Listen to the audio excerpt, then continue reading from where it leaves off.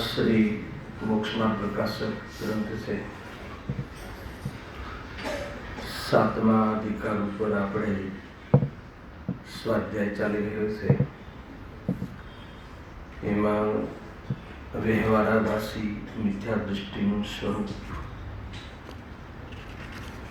એ topic ઉપર વિચાર કરી રહ્યા છીએ.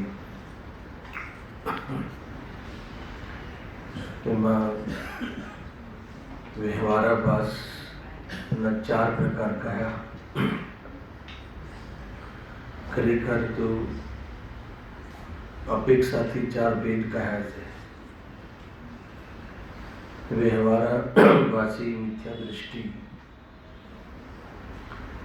એમાં મોક્ષ માર્ગમાં પરમાત્માની સાથે સહચર રૂપથી જે વ્યવહાર હોય છે અથવા વ્યવહારના વિષયભૂત પૂજા પાઠ ભક્તિ તત્વચિંતન આદિ કાર્ય હોય છે, શુભ ભાવ,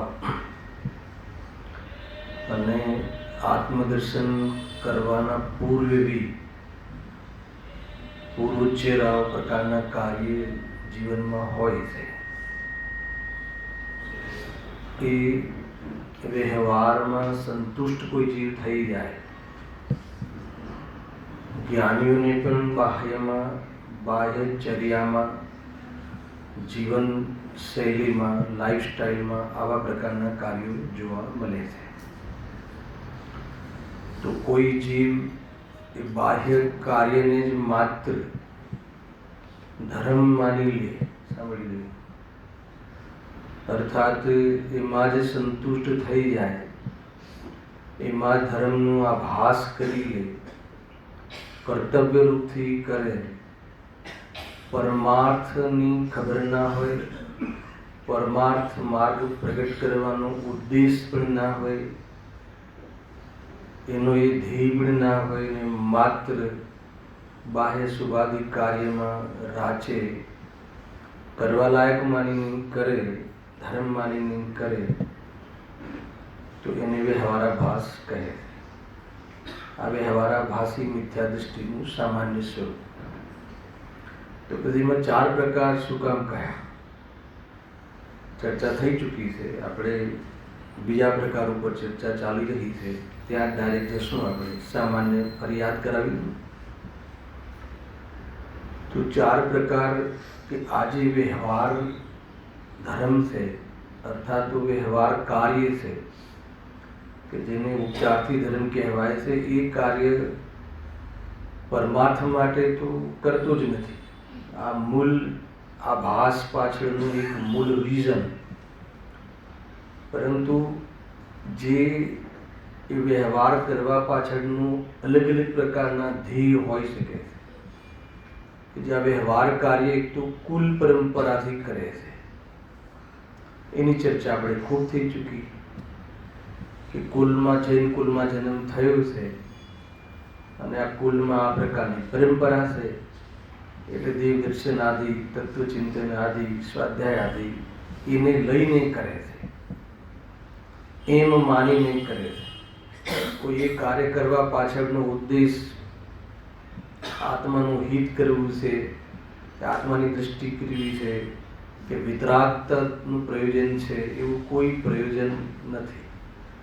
ઘોડો જેવી છે, કોઈ સંસારનું પણ પ્રયોજન નથી.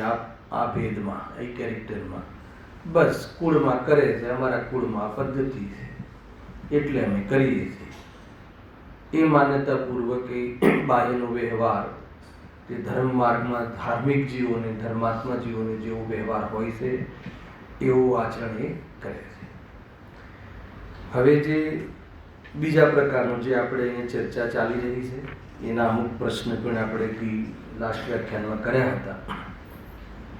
10 લક્ષણ પૂર્વમાં આપણે એની ચર્ચા થઈ ચૂકી હતી, પણ ફરીથી સામાન્ય એનું સંક્ષિપ્ત રૂપથી વિચાર કરીશું. પરીક્ષા રહિત આજ્ઞાનુસારી ધર્મધારક વ્યવહારાભાસી. આ વ્યવહારાભાસીનું બીજું પ્રકાર હે ને. પ્રકારનું બે પ્રકાર પાડવામાં કયા આધારે પાડે છે કે એ જે વ્યવહાર આચરણ કરે છે, એ ધર્માચરણ કરે છે, વ્યવહારરૂપ આચરણ જે કરે છે એ કરવા પાછળનું એનું ઉદ્દેશ, એની દૃષ્ટિકોણ શું છે એની ચર્ચા છે. હવે અહીંયા એવું જ કરે છે વ્યવહાર તો જીન આજ્ઞા અનુસાર, ચરણાના યુગમાં કહ્યું છે એ અનુસાર બધું જ આચરણ જેવું ધાર્મિક જીવોને બાહ્ય જીવન હોય છે એ પ્રકારનું જ આચરણ કરે.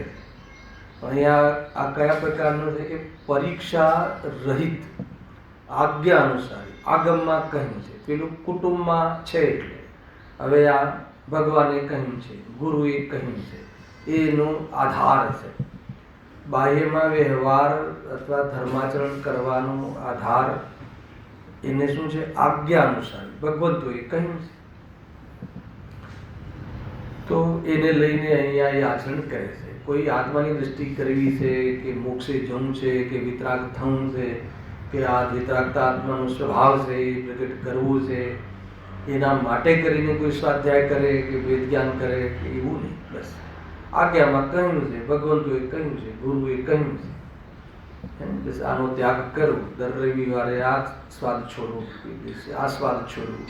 કેમ છોડવો? ગ્રંથતા ઘટાડવી કે છોડવું કાંઈ ખબર નથી. બસ કહ્યું છે ને, જીનવાણીમાં કહ્યું છે કે 7 દિવસના 7 રસ, એક રસનો ત્યાગ કરવો. એટલે એની પાછળ કોઈ વિઝન નથી એમ અહીંયા કહે છે. જો એક આ થઈ ગયેલા છે 3-4 પ્રશ્ન, પણ પરીક્ષા રહિત જે છે ને એ શબ્દ આપણને બહુ ખૂંચે છે કે ભગવાનની આજ્ઞા અનુસાર, આગમની આજ્ઞા અનુસાર આપણે કરીએ છીએ અને તમે કહો છો કે પરીક્ષા કરીને કરવું, તો એ થોડું ખૂંચે છે કે પરીક્ષા રહિત માત્ર ભગવાને કહ્યું છે એટલે કરી દેવું એમ નથી. તો શું ભગવાનની પરીક્ષા કરવી એમ કોઈને સમજમાં આવે છે તો કે રોંગ છે, એમ નથી. પરીક્ષા સહિત પરીક્ષા કરવાનો અર્થ શું છે? કોની પરીક્ષા કરવાની વાત છે હે ને?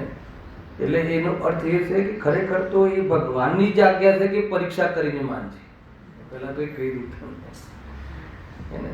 પરીક્ષા કરવાનો અર્થ શું છે કે સમજીને અમે જે કહ્યું છે, ગુરુ કહે છે કે અમે જે કહ્યું છે, 5મી ગાથામાં તો છે ને, એક જ વિભક્ત આત્માને બતાવીશ, પરંતુ અમે બતાવીએ છીએ એટલે તું માની લે છે એમ કહે.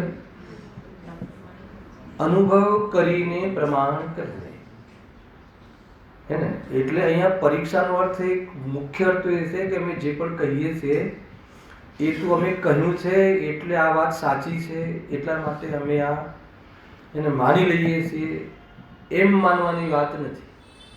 હા, માનવાનું તો આ જ છે. ભગવંતોએ જે કહ્યું છે એ અનુસાર જ આપણે અનુભવ કરવાનો છે. એનું નામ ભગવાનની આજ્ઞા. પણ અનુભવ કરીને પ્રમાણ કરજે. પરીક્ષાનો અર્થ એ છે કે તું એ પ્રમાણે પરિણમન કરજે. એનું નામ કે આ પરીક્ષા કરીને માનજે. પરીક્ષાનો અર્થ આ છે. કાંઈ ભગવાને વાત કહી છે સાચી છે કે ખોટી છે એ વાત અહીંયા નથી. અને બીજું કે જે પણ કોઈ તું પ્રયોગ કરે છે, આત્મહિત માટે જે પુરુષાર્થ કરીશ, આત્માના ભલા માટે જે તું પ્રયાસ કરીશ, એ કોના આધારે કરીશ? અનાદિથી તો તું તારી સોચના આધારે કરે છે.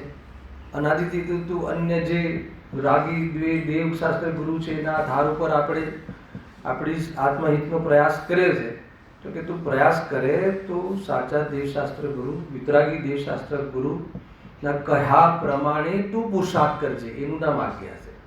પણ પુરુષાર્થ કરવાની વાત કહી છે. પુરુષાર્થ કર્યા વગર અમારા ભગવાને કહ્યું છે એટલે આમ છે એમ માત્ર જાણકારીમાં જાણકારી રાખવી, એમ માત્ર એ પ્રમાણે જ માની લેવું, એ પ્રમાણે કહ્યા કરવું, અને એમ માનીને પાછું ધર્મ મેં કર્યો એમ માની લેવું, ધર્મનો આભાસ કરી લેવો, એ ન વ્યવહાર આભાસ છે.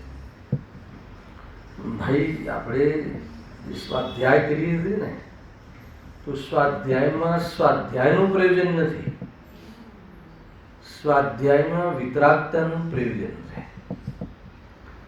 જેનું સ્વાધ્યાયમાં સ્વાધ્યાય પ્રયોજન છે, જેને પ્રવચન સાંભળવામાં ને સંભળાવવામાં પ્રવચન સંભળાવવાનું પ્રયોજન છે,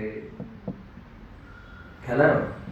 તો કહે છે કે એ મિથ્યાદૃષ્ટિ છે, એ સંભળાવવાનો ભાવ પરિગ્રહ છે. ખરેખર તો વિતરાગતાનું જો પ્રયોજન ના હોય, રાગ રહિત થવાનું પ્રયોજન ના હોય જીનવાણી સાંભળવા અને સંભળાવવામાં, તો એ આધ્યાત્મિક આરંભ છે. શું કહ્યું? આધ્યાત્મિક આરંભ છે. અને એ પરિણામને કર્તવ્ય માની લીધું તો મૂર્છારૂપ પરિગ્રહ છે. આ ફિલ્ડમાં આવીને પણ આ જીવ આરંભ પરિગ્રહ પૂર્વક રહે છે અને પોતાને ધર્માત્મા મનાવડાવે છે. આખો વસ્તુ ખ્યાલમાં આવે ને ભાઈ? આધ્યાત્મિક છે આરંભ, પ્રમાદ છે, અને પ્રમાદમાં હિંસામાં પ્રમાદ મુખ્ય છે. જે સટકાઈના જીવોની જે હિંસા જે કહેવામાં આવે છે, અને હિંસામાં એમાં જે પ્રમાદ મુખ્ય છે એ આગમની હિંસા છે. ખ્યાલ? એમાં તો આગમ જનિત હિંસા થઈ ને, જેમ કે સુવાનો રાગ આવ્યો, નિંદ્રાનો પ્રમાદ આવ્યો, તો એમાં આપણે જે મુનિરાજ છે, તો મુનિરાજ તો પડખું બી નથી ફેરવતા, અને એક પડખે યથાયોગ્ય અંતર્મુહૂર્ત લેટે છે, ઊંઘે છે નહીં. ઊંઘવામાં તો ક્ષણોમાં ઊંઘે છે, ક્ષણ જેટલી ઊંઘ હોય, પણ લેટે છે બી યથાયોગ્ય અંતર્મુહૂર્ત, અને એક પડખે લેટે છે. કેમ? કેમ કે જો પડખું ફેરવે તો અનેક જીવ રાશિ પથરાયેલી છે, તો એના પ્રાણઘાતની કિંમત ઉપર એમને આ રાગ પોષવાનું પરવડે નહીં. એટલા માટે એમને હિંસાનો દોષ લાગતો નથી, કેમ કે પ્રમાદ નથી. પછી અહીંયા કઈ હિંસા? આધ્યાત્મિક આરંભમાં. ખ્યાલ આવ્યો? માની લો કે મને શાસ્ત્ર સ્વાધ્યાય કરવાનો કે આ પ્રવચન સાંભળવાનો કે સંભળાવવાનો, એમાં સંભળાવવાનું જ પ્રયોજન હોય તો હું મારા સ્વરૂપ પાસે નહીં પહોંચી શકું, તો હું વેદ જ્ઞાનને નહીં પામી શકું, તો એમાં મારી હર સમયે આનંદની હત્યા થાય છે. એ નિરંતર ભાવ મરણની હિંસા થાય છે. એટલે આધ્યાત્મિક પ્રમાદમાં આત્માની હિંસા છે. ખ્યાલ આવ્યો કે નહીં? અને આગમ અનુસાર પ્રમાદમાં સટકાયેલા જીવોની હિંસા છે. કુલ મળીને તો પરિણામોમાં રાગ દ્વેષ ઉત્પન્ન થવું એ જ હિંસા છે. ઓલી હિંસામાં પણ એ જ નિમિત્ત છે. સામાન્ય કથન કહ્યું, હમણાં 10 દક્ષિણ મહાપર્વે ગયા, આરાધનાના દિવસો પણ ગયા. આરાધનાના દિવસો ગયા કે આવ્યા? એ તો આરાધના એ બધા પ્રસંગો જે પર્વ છે ને, તો જેને આરાધના પ્રાપ્ત સ્ટાર્ટ ના કરવી હોય એને પ્રારંભ કરવી જોઈએ, જેને આરાધના હોય એને વિકાસ કરવો જોઈએ, અને પછી આરાધના ઓર એનો વિકસિત થાય એવી જાતનો પુરુષાર્થ કરવો જોઈએ. ત્યાં બહુ ચાલ્યું દેવલાલીમાં, તો અંતિમ 10 દક્ષિણ પૂર્વના પછી ક્ષમાવાણીનું સામાન્ય પ્રવચનમાં મેં 11મા દિવસનું મહત્વ સમજાયું. ધીમે ધીમે કહેતો રહીશ તમને, જે તેની સ્વીટ મેમરી છે, આવ્યા વગર રહેશે. તો 10 દિવસની અંદર આપણે કાંઈ ના કાંઈ નિયમો કરતા હોઈએ છીએ. જે રૂટીન લાઈફ હોય, જે ભોગનો વિસ્તાર હોય છે, એમાં પ્રાય મર્યાદા કરતા હોય એવું મનોવિજ્ઞાન છે. ભોજનમાં અન્ય પ્રકારના પંચેન્દ્રિયના ભોગ પ્રવૃત્તિમાં આપણે મર્યાદા કરતા હોય. મુખ્ય રૂપથી ભોજનને લઈને ચર્ચાઓ હોય છે. અને 2 ટાઈમ જમવું કે 1 ટાઈમ કે વારંવાર નહીં ભોજન કરવું કે એ બહુ સામાન્ય સાદા ભોજન લેવા કે જે બી હોય. તો જે પણ આપણે નિયમો કરતા હોઈએ કરીએ છીએ કે નહીં, પહેલાં કરીએ.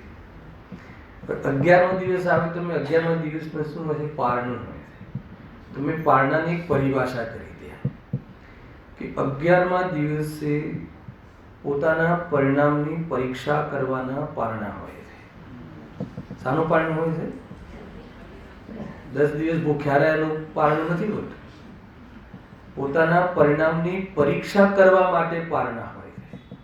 મેં 10 દિવસ જે નિયમ કર્યા, આ કર્યું, તે કર્યું, તો હવે પરિણામોમાં કંઈક મંદતા આવી કે ના આવી, ગ્રહતા ઘટી કે ના ઘટી, હે ને? તો એ ચકાસવા માટે પારણા હોય છે.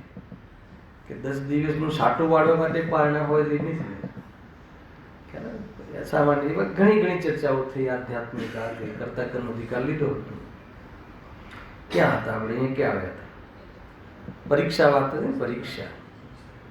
પરીક્ષા રહિત જે કહ્યું ને, આજ્ઞા અનુસારી માની લીધું. એ પરીક્ષા કરીને માનવાનો અર્થ એ છે કે બીજી રીતે કોઈ બી ચીજ જે કહી, જ્ઞાનીઓએ આપણને કહ્યું, તો એનો સમજીને સ્વીકાર કરવાનું નામ પરીક્ષા છે.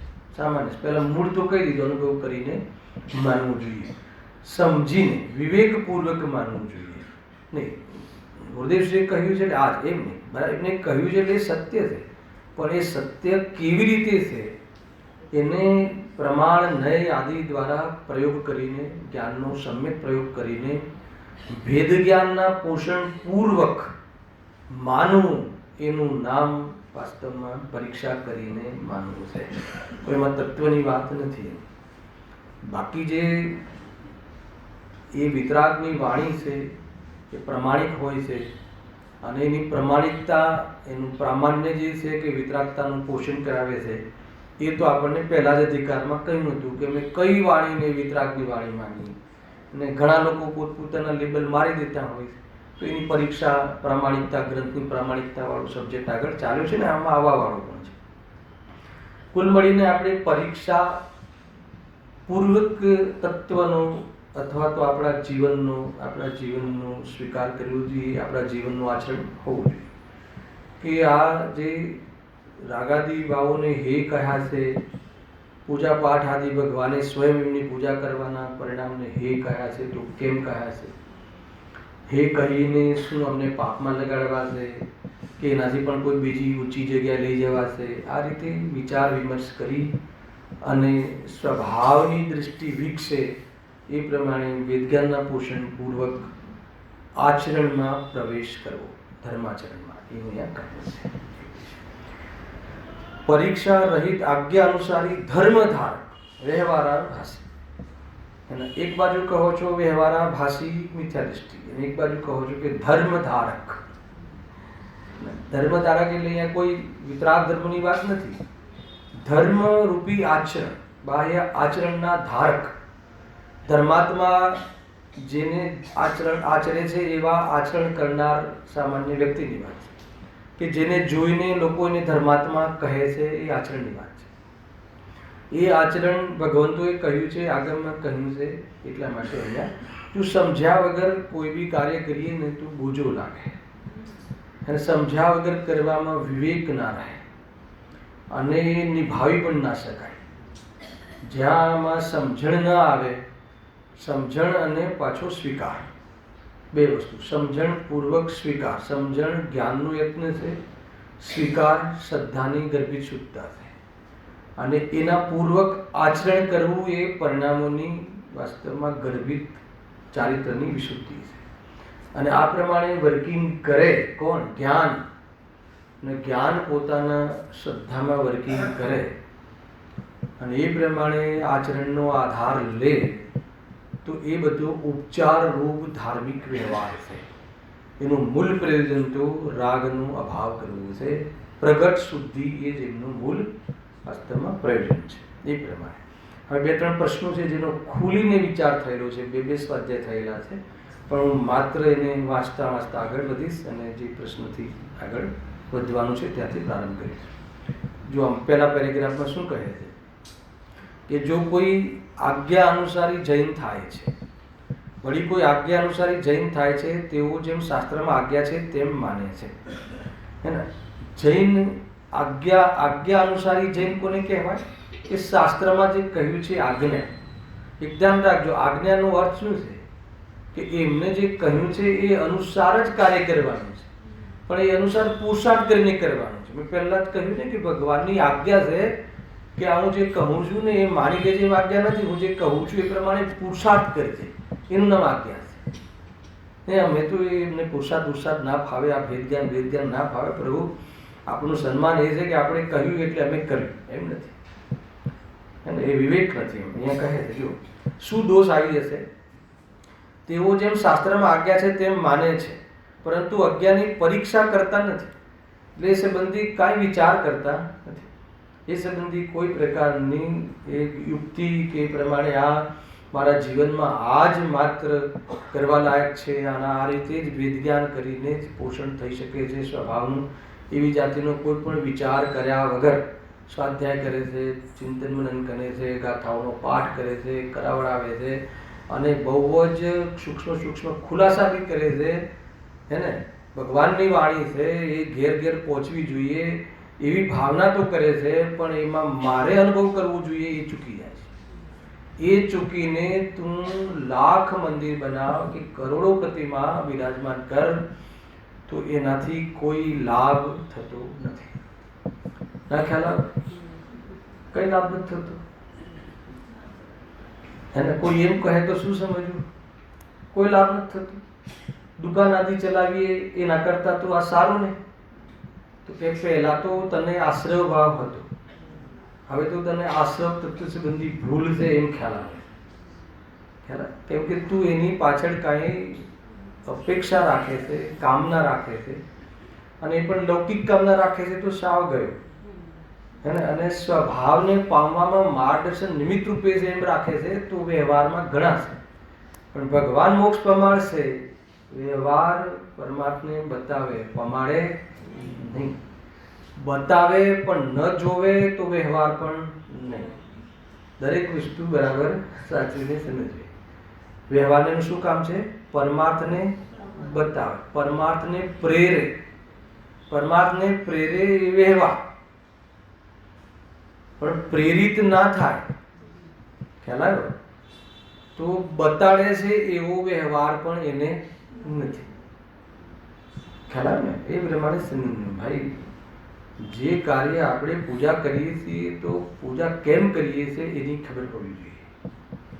પૂછજો પોતાને કે હું આજે સવારે પૂજા કરી 12 વાગે 11 વાગે પૂજા કરીએ છીએ ને આપણે રવિવારે બધા યુવા વર્ગ જેવી, તો એ કાલે પૂજા કરશો ને ભાઈ, તો પૂજા કરો તો પહેલા એક પ્રશ્ન પૂછજો કે આટલા રવિવારથી જે પૂજા કરી તો આપણે પૂજા કેમ કરીએ છીએ, એ પ્રશ્નનો ઉત્તર લઈને પછી પૂજાનો પ્રારંભ કરજો. જરા પણ અવિનય નહીં થાય ભગવાનનો. ખ્યાલ કે નહીં? જરા પૂછજો ને, ક્યાં પ્રોબ્લેમ છે? તમને સંકોચ થતો હું આવીને પૂછી લઈશ. એને પૂછજો. જો એક બાજુ તમે કહો કે પ્રેરણા આપો છો કે બધા ભેગા થાવ, પૂજન કરો, પણ પૂજન કરાવવાનું મારું પ્રયોજન નથી. તમને પૂજનમાં લગાવી દેવાનું માત્ર પ્રયોજન નથી. પૂજા કરાવીને શું કરવાનું છે એ જ ખબર ના હોય, એ પૂજામાં પૂજા કરવાની હોય કે નહીં. પૂજા સ્વાધ્યાય, પૂજા માધ્યમ છે, પૂજા અવલંબન છે. નિરાવલંબન સ્વભાવના ગુણગાન કરે છે પૂજામાં, એટલે પૂજામાં આવી છે. અને નિરાવલંબી સ્વભાવને અમે અનુભવ કરવા માગીએ છીએ, પર્યાયમાં પ્રગટ કરવા માગીએ છીએ. એટલે ભગવાન તમારી સામે આવીને તમારા ગુણોનું અને ગુણાનુવાદ કરીએ છીએ અને અમારા દોષોની નિંદા કરીએ છીએ. ગુણ દોષોનો વિભાગ ખ્યાલમાં આવ્યો છે, એટલે દોષો પરથી દૃષ્ટિ મટાડવાનો અમારે અવસર આવ્યો છે. અને દોષો પરથી દૃષ્ટિ મટતા દોષોના ભાવનો પ્રારંભ થાય છે. પ્રભુ કે ભગવાન બનવા સિવાય મારું બીજું કઈ પ્રયોજન નથી. હલાવી કે નહીં? આ હોવું જોઈએ. અગર જો આ જવાબ બી કહી દીધો ભાઈ મેં તમને, કદાચ કોઈને આ પ્રયોજનથી બેસવું આવવું, એ સિવાય બીજું પ્રયોજન જેને સ્ટાર્ટ કરાવ્યું છે લીડર આપણા મિત્ર છે, એને આપણને 2-4 વાર ફોન કરે છે તો આપણે જવું જોઈએ, એને ન જઈએ તો સંકોચ થાય, જવું જોઈએ, સામે મળે તો શરમ આવે, તો કે એનાથી કાંઈ નહીં થાય, એનાથી કાંઈ નહીં થાય. એટલી દરિદ્રતાથી ભગવાનની સામે આવે એ વ્યક્તિ તો ભગવાનનો અભિનય સિવાય બીજું કાંઈ નહીં કરે. દરિદ્રતાનો માર્ગ નથી, બહુ વિચાર કરવા જેવું છે. આમ છે જો એ તે છે જો આગળ. જો આજ્ઞા જ માનવી ધર્મ હોય તો સર્વમતવાળા પોતપોતાના શાસ્ત્રની આજ્ઞા માની ધર્માત્મા થઈ જાય છે. દરેક સંપ્રદાય પોતાના શાસ્ત્રને આગમ જ કહે છે. દરેક સંપ્રદાય પોતાના દેવને, ઈષ્ટદેવને ભગવાન જ માને છે. બરાબર. હવે જો એ એમની આજ્ઞા અનુસાર જે પણ કોઈ કાર્ય કરે, રાગના પોષણનું કારણ કરે તો બી રાગના પોષણનું કાર્ય કરે, ત્યાં એમના સંપ્રદાયમાં રાગના પોષણની આજ્ઞા હોય કે ના હોય, સમજાવવાની જરૂર નથી. 5મો 6ઠ્ઠો અધિકાર ચાલી ગયો. હવે જો એ આજ્ઞા અનુસાર એ અગર પ્રવર્તે તો શું આપણે એને ધાર્મિક કહી શકીએ? તો કે ના કહી શકીએ. એટલે આજ્ઞા અનુસાર પ્રવર્તવાનું નામ અગર જો ધર્મ હોય, ભગવાને કહ્યું એ પ્રમાણે પ્રવર્તવું નામ અગર જો ધર્મ હોય, તો હર સંપ્રદાયના પોતપોતાના ભગવાન કહે છે. એટલે હર કુટુંબના પોતપોતાના દેવતા હોય છે કે નહીં? આવડી નવો રોગ છે. હર કુટુંબને પોતપોતાના એક દેવતા હોય છે અને હર કુટુંબમાં દરેક મેમ્બરના પોતપોતાના એક પ્રિય ભગવાન હોય છે. તમને નહીં ખ્યાલ હોય? ખ્યાલ? સારી વાત. અને આવું કંઈ છે નહીં ને? હા. અગર જો એના અનુસાર, અગર એની આજ્ઞા અનુસાર જો અગર ભાઈ અમને અમારા ભગવાને આમ કહ્યું છે તો અમે બી તો જ્ઞાની, તમે તમારા ભગવાનનું માનો, અમે અમારા ભગવાનનું માનીએ છીએ. તો કહે છે કે ભાઈ પહેલા ભગવાનનું, દેવશાસ્ત્ર ગુરુનું સ્વરૂપ આવું છે. રજનીભાઈ આ વાત બહુ ખુલી હતી, હમણાં ક્યાંક વાત નીકળી હતી કે તત્વનો બહુ ખુલાસો કરે છે. સાંભળજો. દેવલાલીમાં કોઈ ગ્રુપ આવ્યું હતું અન્ય જગ્યાએથી પૂજા કરવા આવે દિલ્હી, બીજે ઉતરેલું હતું. તો મને જિજ્ઞાસા થઈ કે કોણ છે, આપણે પ્રવચનમાં દેખાતા નથી ને આટલું મોટું ગ્રુપ આવી રહ્યું છે કે નહીં, માને છે તો આજ તત્વની ચર્ચા પણ આ કરે છે અને અન્ય જગ્યાએ પણ જાય છે. બીજા મંદિર છે એમના શ્વેતંબર આદિના, એમાં પણ દર્શન કરે છે. અને તત્વ તો આપણા જેવું જ કહે છે. મેં કહ્યું કે અગર જો તત્વ આપણા જેવું જ કહે તો દેવશાસ્ત્ર ગુરુ સંબંધી ભ્રમ ના હોવો જોઈએ. કેમ કે 7 તત્વમાં જે મોક્ષ તત્વ છે ને એ ભગવાન છે. આપણા જે ભગવાન છે કયા તત્વ છે? મોક્ષ તત્વ. હવે જો 7 તત્વની વાત બરાબર કરે અને અન્ય ભગવાનોને પૂજવાનો ભાવ આવે તો એને માત્ર જાણકારી તો છે પરંતુ શ્રદ્ધાન નથી. કયું શ્રદ્ધાન? બાહ્ય શ્રદ્ધાન પણ નથી. એટલે ગુરુદેવશ્રી પહેલા કહે કે દેવશાસ્ત્ર ગુરુનું શ્રદ્ધાન, વિતરાગી દેવશાસ્ત્ર ગુરુનું શ્રદ્ધાન સૌથી પ્રથમ પ્રકરણ છે મોક્ષ માર્ગમાં. નિમિત્તનું યથાર્થ જ્ઞાન, માર્ગદર્શક યથાર્થ હોવા જોઈએ, એની જે ચોઈસ છે એ યથાર્થ હોવી જોઈએ.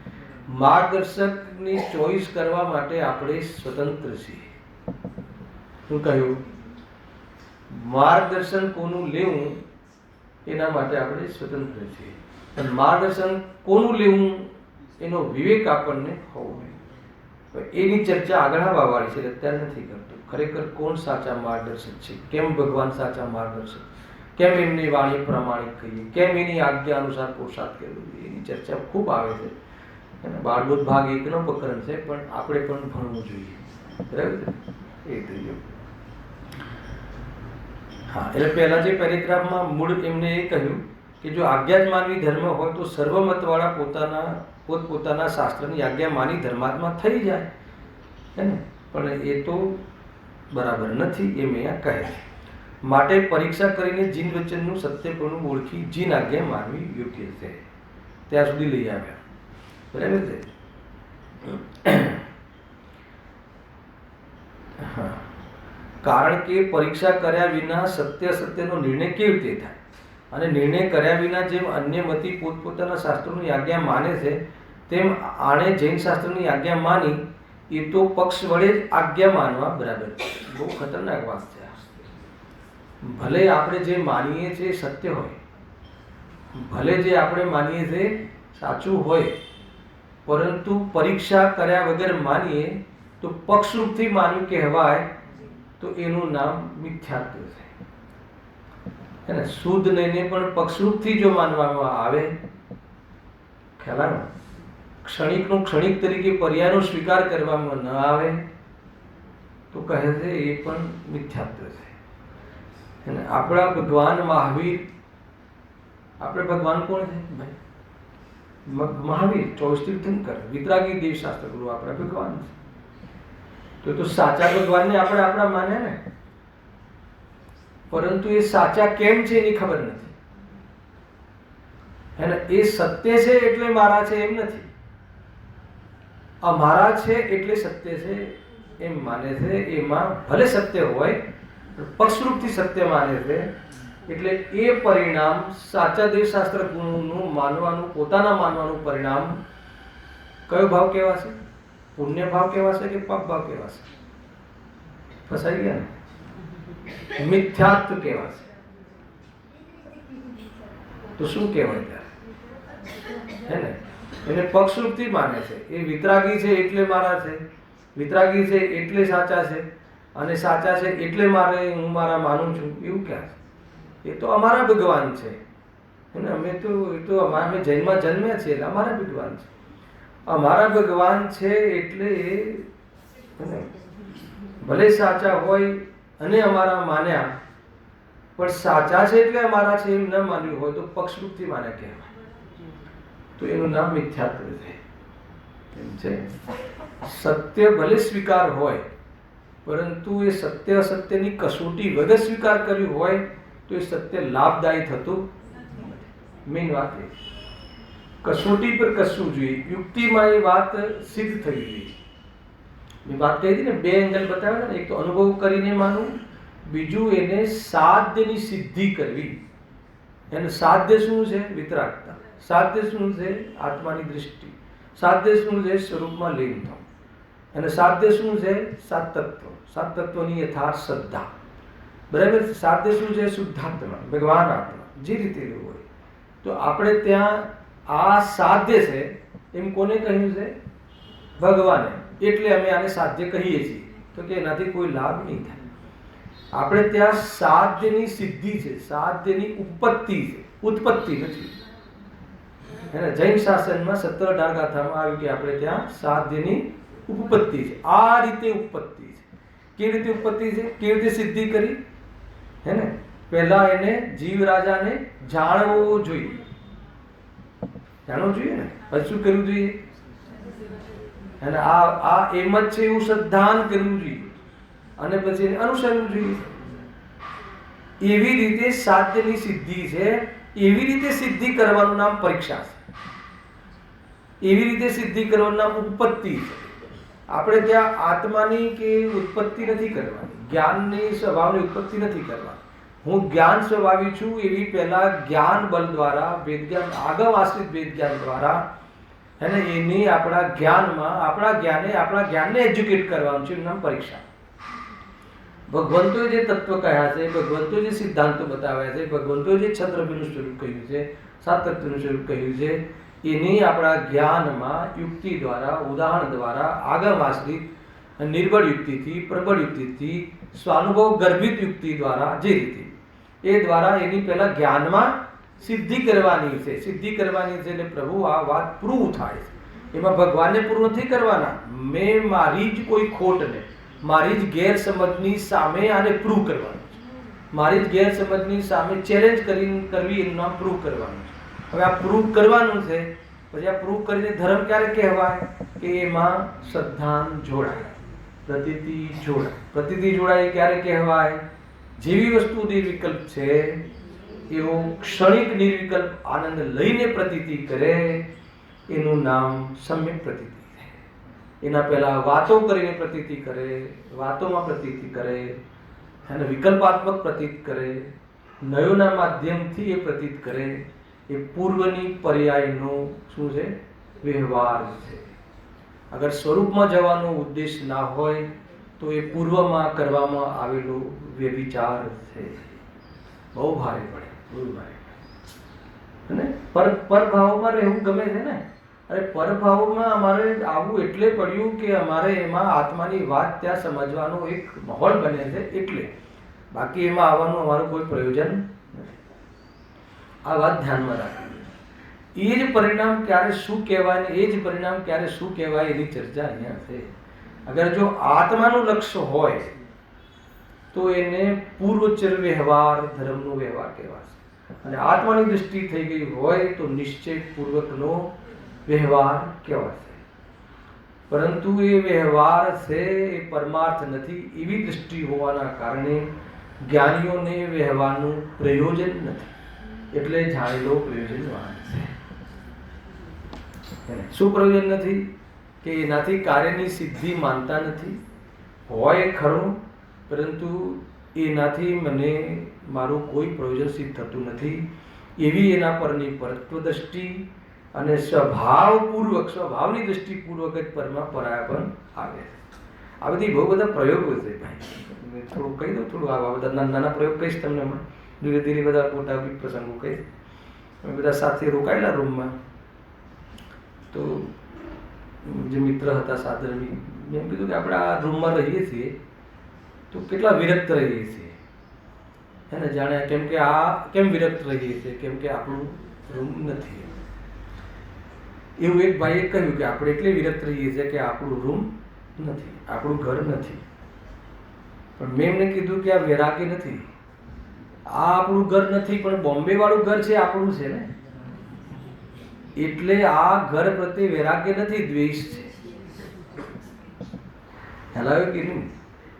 એ અંદરમાં એ ગર્ભિત દ્વેષ છે. આપણે એની સાથે જે વૈરાગ્ય વિરક્ત એટીટ્યુડ કરીએ છીએ ને, કેમ કે આ ઘર મારું નથી, આત્મા મારો છે એમ થોડી છે. આપણે એવું હોય તો વૈરાગ્ય છે, તો વિરક્તતા છે.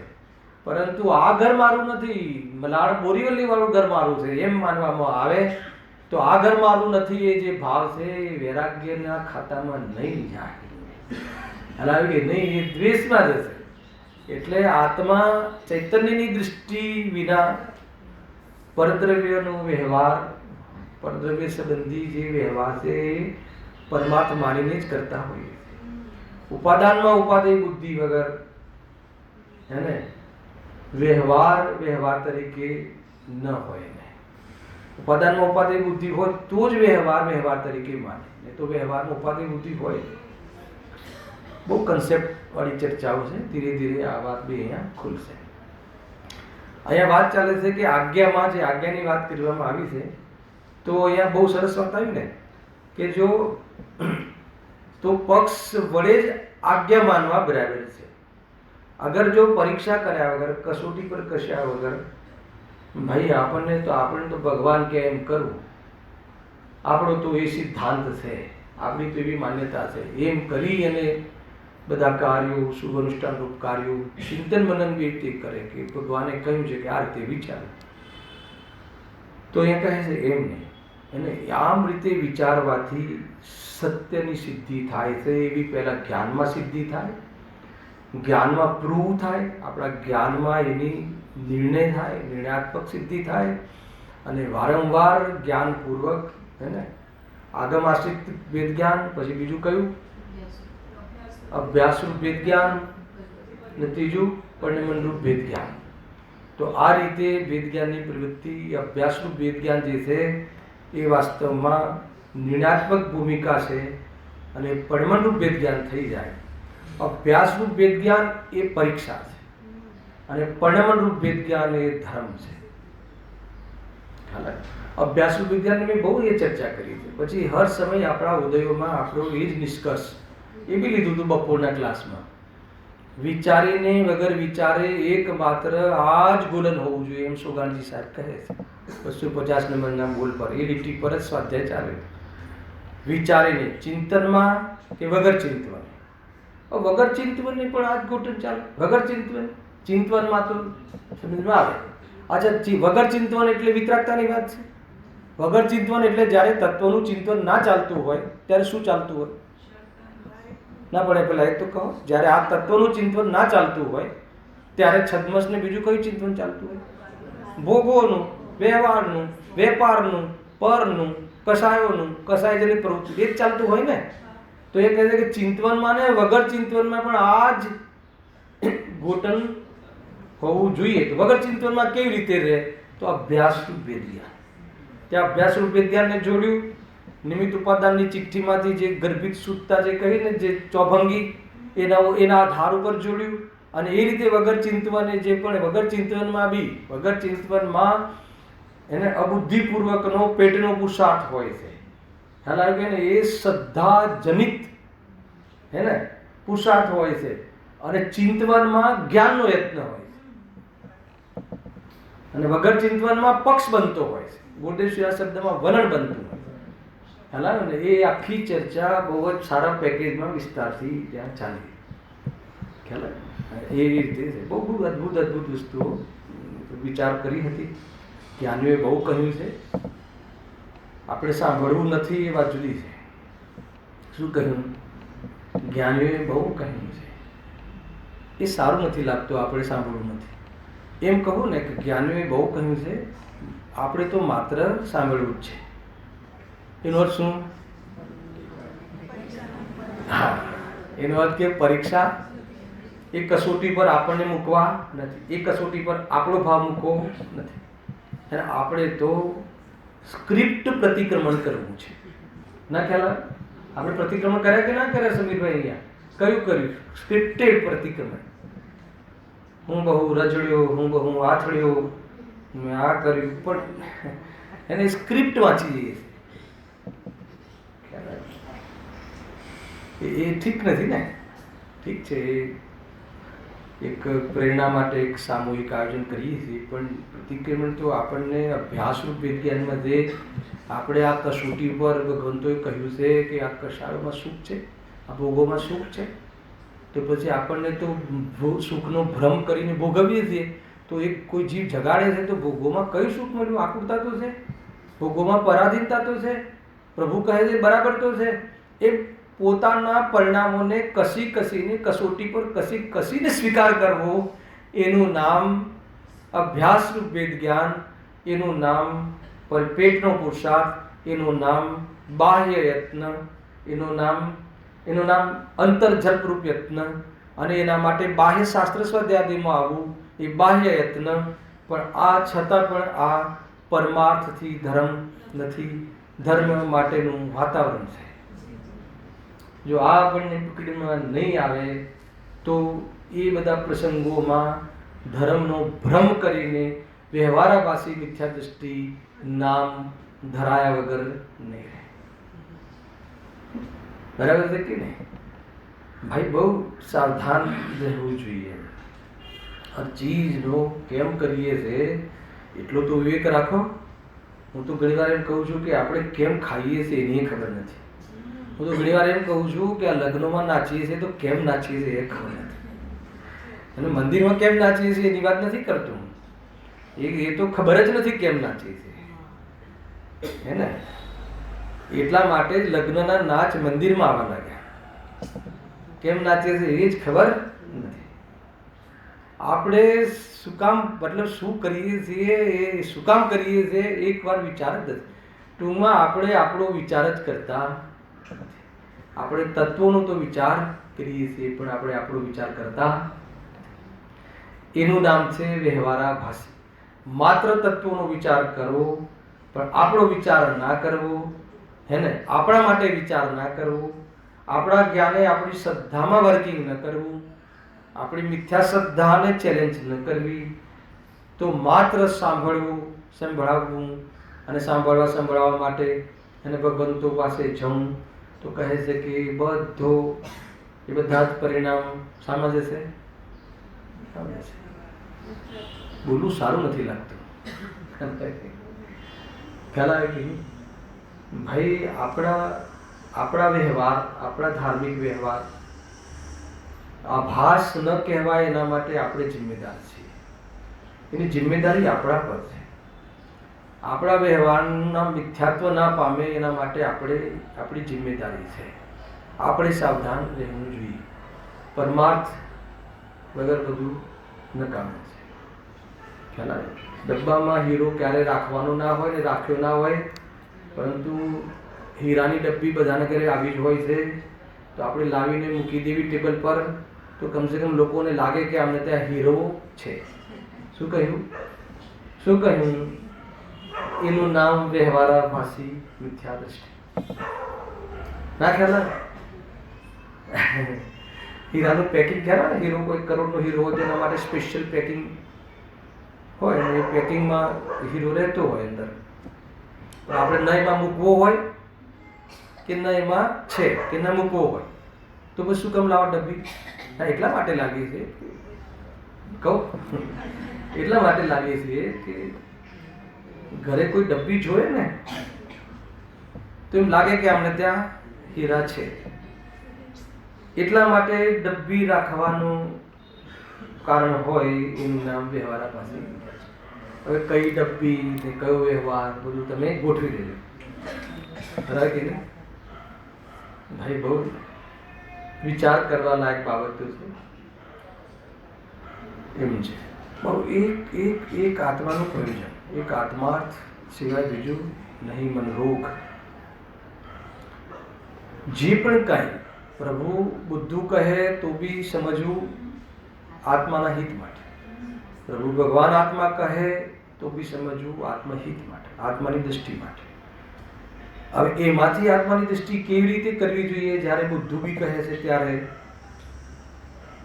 એ સંબંધી પ્રમાણ નય દ્વારા એને સમજવું, એનું અર્થઘટન કરવું. એનું નામ સ્થૂલ રૂપથી પરીક્ષા કરવી. નહીં અમને તો પેલી કથામાં તો અમને 4 વાર 8 વાર ભગવાન આત્મા કહ્યું છે, હે ને? તેથી શું? અરે એમને ભગવાન આત્મા કહ્યું છે તો ભગવાન આત્મા હું કેમ છું એનો વિચાર કરે કે ના એ તો ભગવાને કહ્યું છે ને. તો ભગવાને ભગવાન જોયા છે, એનાથી ભગવાન નહીં બનાય. ભગવાને આપણને ને સર્વને ને સ્વયંને ભગવાન જોયા છે, એનાથી તો એ ભગવાન બન્યા છે. પણ આપણને ભગવાન ભગવાન જોવે છે, એનાથી ભગવાન પણ પ્રગટ નહીં થાય. સ્વયં પોતાને ભગવાનને ભગવાન તરીકે એને પૂરી કસોટી પર કસીને અનુભવ કરીને અનુભવશે કે જોશે તો પર્યાયમાં ભગવાન પણ આવશે. એટલું બધું ચક્કર ભગવાને આપણને ભગવાન કહી દીધું છે ને, ભગવાનને આપણને શુદ્ધ કહી દીધું છે ને, ભગવાને આપણને બધું કરવાનું કહ્યું છે ને. ભગવાને કાંઈ નથી કહ્યું, ભગવાન કાંઈ કહેતા જ નથી. હાલાકી કે નહીં, ભગવાન તો સ્વયંમાં મસ્ત છે. આપણને એ જોઈને એક આત્મા આટલું મસ્ત રહી શકે છે એ તો વિચાર કરવો જોઈએ કે કેવી રીતે રહેવાય. આ રીતે ભગવાનના દર્શન કરવા જોઈએ, નિહાળવા જોઈએ ભગવાનને. ખ્યાલ આવે કે નહીં? પોતાને છોડીને અમને, પોતાને ભૂલીને સિમંદર ભગવાનના દર્શન પણ અમને એને વાસ્તવમાં અસહ્ય છે. કેવી રીતે? પોતાને ભૂલીને કેવી રીતે સમજવું? હવે એના પછીનો એક પ્રશ્ન છે, એ થઈ ગયેલો છે. અત્યારે આપણી પાસે 10 મિનિટ છે, સારરૂપથી લઈ લઈએ. તો એ શિષ્ય એમ કહે છે કે તમે પ્રભુની આજ્ઞા અનુસાર પ્રવર્તન કરવામાં, પરીક્ષા રહિત આજ્ઞા અનુસાર પ્રવર્તન કરવાનો નિષેધ કર્યો છે. પણ શાસ્ત્રમાં જ કહ્યું છે ને, એનો આધાર આપીને પરીક્ષા રહિત કાર્ય કરવાની ઘોષણા કરે છે શિષ્ય. ટૂંકમાં એ પરીક્ષા કરવાનો નિષેધ કરે છે. આ કહીને જો તો શાસ્ત્રમાં 10 પ્રકારના સમ્યક્ત્વમાં આજ્ઞા સમ્યક્ત્વ કહ્યું છે ને. માર્ગ સમ્યક્ત્વ, બીજ સમ્યક્ત્વ, વિસ્તાર સમ્યક્ત્વ 10 પ્રકાર છે, જોઈ લેજો. 9મા અધિકારમાં છે સમ્યક્ત્વના ભેદ. એમાં કહ્યું છે સૂત્ર સમ્યક્ત્વ, અને એક એમાં આજ્ઞા સમ્યક્ત્વ પણ કહ્યું છે. તો પ્રભુની આજ્ઞા માનવાનું નામ સમ્યક્ત્વ, એમ એને અર્થ કાઢ્યો. એમ નથી, પ્રભુની આજ્ઞા પ્રમાણે અનુભવ કરવો એનું નામ આજ્ઞા સમ્યક્ત્વ છે. એનું નામ તું તારી રીતે પોતાને માનવું એનું નામ સમ્યક્ત્વ નથી. પ્રભુએ જે રીતે તારું સ્વરૂપ કહ્યું એ રીતે પોતાને અનુભવ કરીને એ સ્વરૂપને પોતાનું માનવું એનું નામ પ્રભુની આજ્ઞા માની કહેવાય. એમાં આજ્ઞા ભગવાનની જ હોય છે. આજ્ઞા એટલે માર્ગદર્શન. ભગવાન કોઈ આપણને આદેશ નથી આપતા, એમને તો બોલવાની પણ ઈચ્છા નથી. ઈચ્છા રહિત વાણી કરે છે, ખ્યાલ આવે કે નહીં? એ રીતે છે. જો પછી બીજું શું આપે છે? આજ્ઞા વિશે ધર્મ ધ્યાનનો ભેદ કહ્યો છે. પ્રભુએ ચિંતન કરવાનું, હે ને, આજ્ઞા કહી છે ને, એને એક જ જગ્યાએ એકાગ્ર થવાનું કહ્યું છે ને, એટલે કે આજ્ઞા થઈ ને. તથા નિશંકિત અંગમાં જીવ ચિહ્નમાં સંશય કરવાનો નિષેધ કર્યો છે. સમ્યક દ્રષ્ટિને નિશંકિત અંગ હોય એટલે શંકા તો કરવી નહીં, એટલે પરીક્ષા કરવાનો અર્થ તો શંકા કરવી થઈ, તો કે એ જ ભૂલ છે તારે. પરીક્ષા કરવાનો અર્થ શંકાની વાત નથી. પરીક્ષા કરવાનો અર્થ છે કે વાસ્તવમાં વિચાર અને વિવેક કરીને માનો. બસ ભૂલ ત્યાં પડી ગઈ. એને પરીક્ષા પ્રધાની ધર્મ છે. પરીક્ષા પ્રધાની એ છે કે આ અંધશ્રદ્ધાનું કાર્ય નથી. અને ભગવાન કહે છે એમ તું માનીને બેસી જઈશ તો લાભ નહીં થાય. એ રીતે ઠીક નથી. તે કેવી રીતે છે? તો અહીંયા બહુ સરસ વાત કરી છે. અહીંયા આજ્ઞાનો અર્થ કરવામાં આવ્યો છે કે ભાઈ એટલો જ આજ્ઞાનો અર્થ છે કે ભગવાને જે કહ્યું છે ને એ પ્રમાણે તારે કામ કરવાનું છે. ખાલી ભગવાને કહ્યું છે, મેં સાંભળ્યું, રોજ સાંભળું છું અને એ વાત સાચી છે માનું છું, એનું નામ સમ્યક દર્શન નથી. આપણું સમ્યક દર્શન કેવું છે? ભગવાને જેવું કહ્યું છે, જે કહે છે હું રોજ સાંભળું છું, રોજ સાંભળું છું પ્રભુભાઈ, અને એ જે કહ્યું છે ને એ વાત સાચી છે એવું પણ માનું છું. ઊંઘમાં બી પૂછો તો કહી દઈશ કે ભગવાન સાચું જ બોલે, કે આવું માનું છું. બોલો મને સમ્યક દર્શન છે કે? આનું નામ સમ્યક દર્શન છે. પૂર્વ ભૂમિકામાં આ વાત સાચી છે, ભગવાને કહ્યું છે વાત સાચી છે. ભગવાને કહ્યું છે તો પછી એ પ્રમાણે કરવાનું કે નહીં કરવાનું? કે નહીં સાહેબ ખાલી માનવાનું? નહીં સાહેબ ખાલી જાણવાનું.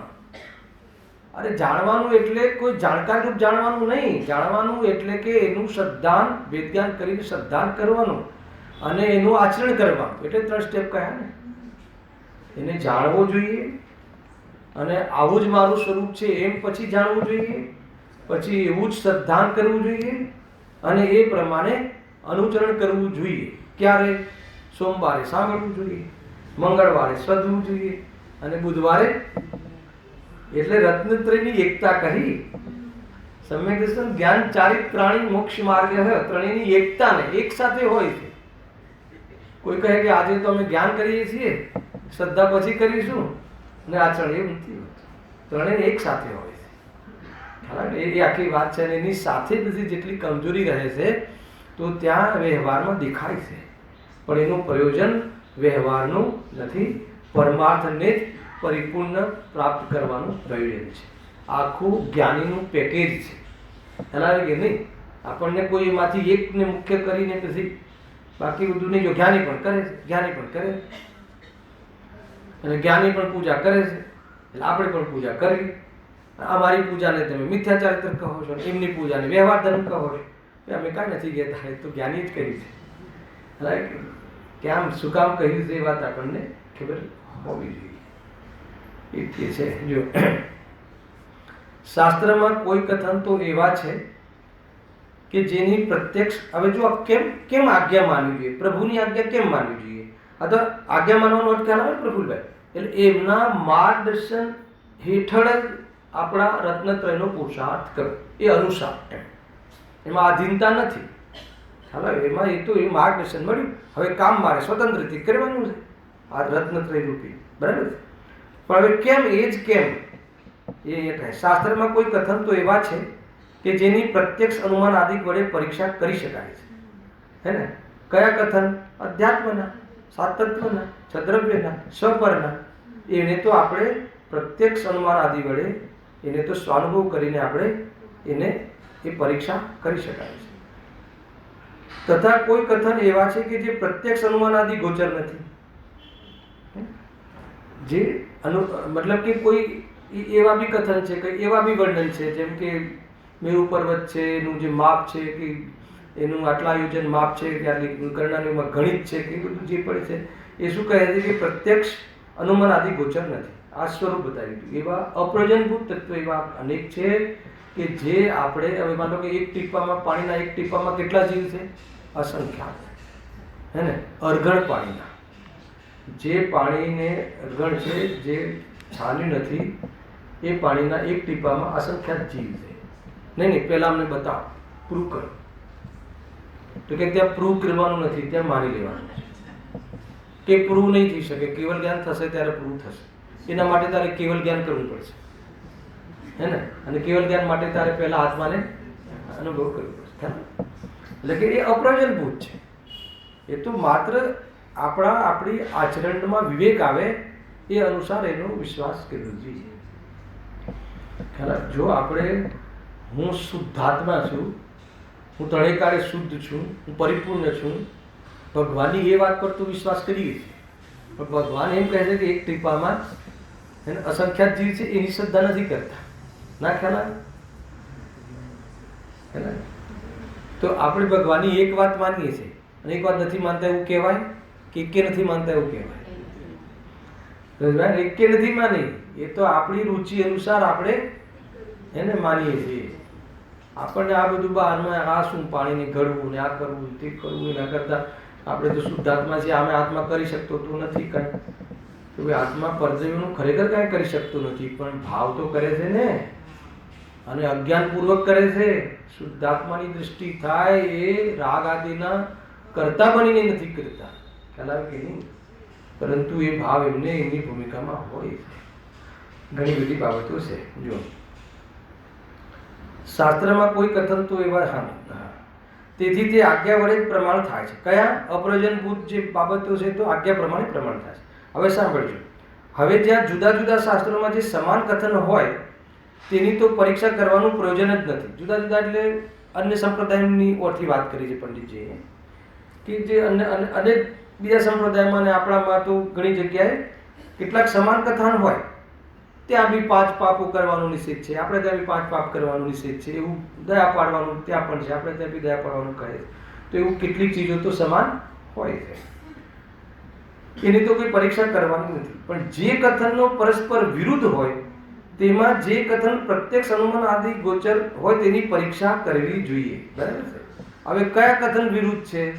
કે માન લો કે ત્યાં દયા પાડવાની તો ત્યાં પણ કહી, અને દયા પાડવાની આપણને પણ કહી છે, આપણા શાસ્ત્રમાં પણ કહી છે, પણ ત્યાં દયા પાડવાનું નામ ધર્મ કહે છે, એનાથી મોક્ષ કહે છે, અને તું અનેક જીવોને બચાવી શકે છે એમ કહે છે.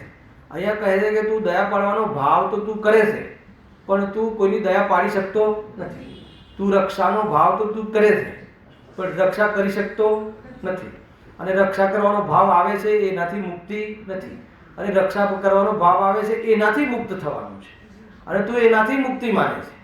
ના ખ્યાલ આવે? આવે છે કે નહીં? તો કહે કે એ અંતર છે, એ અંતર તો પરીક્ષા કરીને જ પ્રમાણ કરો. હવે કઈ રીતે પરીક્ષા કરશું? તો બચાવી જુઓ ને, કેટલા જીવ બચાવી શકો છો? કોની રક્ષા કરી શક્યા? આજે રક્ષા કરી શક્યા હોત, કોઈને મતલબ કે જીવન બચાવી શક્યા હોત, તો આજે આપણે દાદા પરદાદા ગયા હોત અહીંયાથી, બધા અત્યારે હોત હાજર. કોઈ ચાહે તો કહે છે કે સંભવ નથી. હા, બચાવવાનો રાગી છું ને, તો પ્રભુ બચાવવાનો રાગ તો આવે છે. અને રાગથી કોઈ પદાર્થનું પરિણમન નથી થતું, પણ રાગમાં રાગ થાય છે ને એનું ફળ દુઃખ છે. પ્રભુ આજે ખબર પડી, અને અમને પ્રત્યક્ષ ખ્યાલમાં આવે છે. ત્યાં એક પ્રશ્ન આવ્યો હતો એક બહેનનો, કોઈ પ્રશ્નને જ એક આખું રાખેલું કે અમને પરમાં સુખ, રાગમાં સુખ કેમ લાગે છે, દુઃખ કેમ નથી લાગતું? એનો જવાબ આપો. હું કેવી રીતે કહું કે અમને રાગમાં, મેં કીધું જો રાગમાં દુઃખ લાગે છે, દુઃખ છે, પણ તમને નથી લાગતું એટલા માટે અધિકાર લખ્યા છે. હવે હું તમને હાલ સિદ્ધ કરી બતાવું. હવે તમારી દીકરી બીમાર પડે, બેન હતા, તમારી દીકરી બીમાર પડે તો એ બીમાર પડે છે એટલે દુઃખ થાય છે કે એના પ્રત્યે રાગ છે એટલે દુઃખ થાય છે?